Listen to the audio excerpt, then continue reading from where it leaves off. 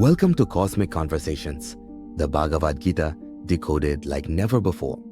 I'm your host, Dr. Gopal Ram, part-time philosopher, full-time neurologist, and a firm believer that Hindu wisdom was the original AI.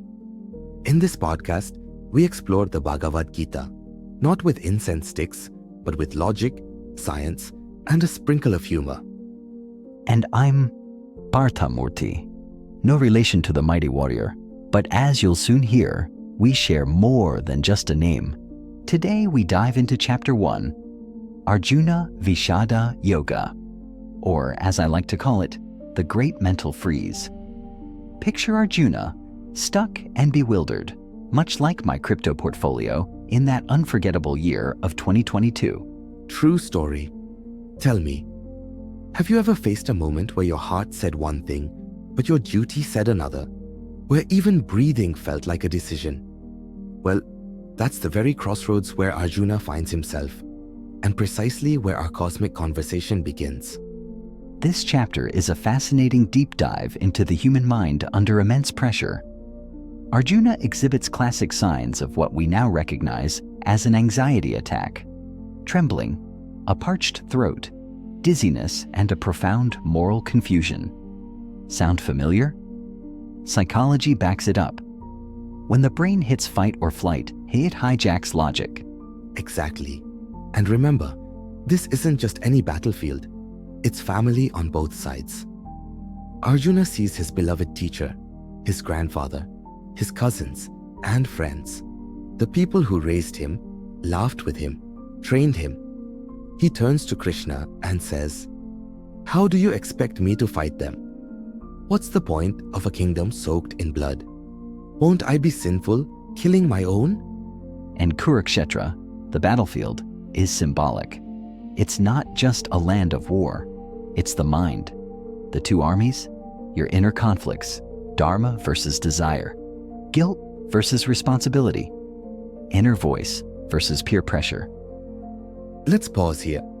Isn't this a dilemma we all face in our daily lives? Monday morning decisions. Do we quit the toxic job? End that draining relationship? Speak our truth, even if it risks discomfort? But wait, what if it hurts someone? That paralysis? That's Chapter 1.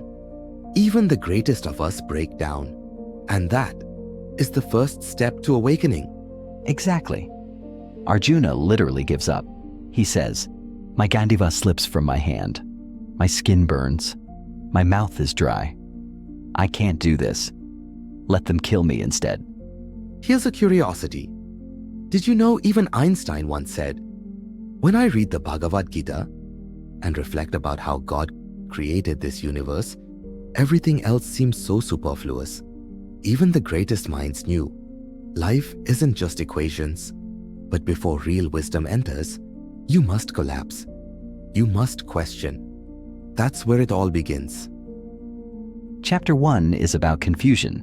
The Sanskrit word is Vishada, deep sorrow, soul-level grief. Fun fact, Krishna hasn't said a word yet. He's just watching, listening. Even the divine waits for the right moment.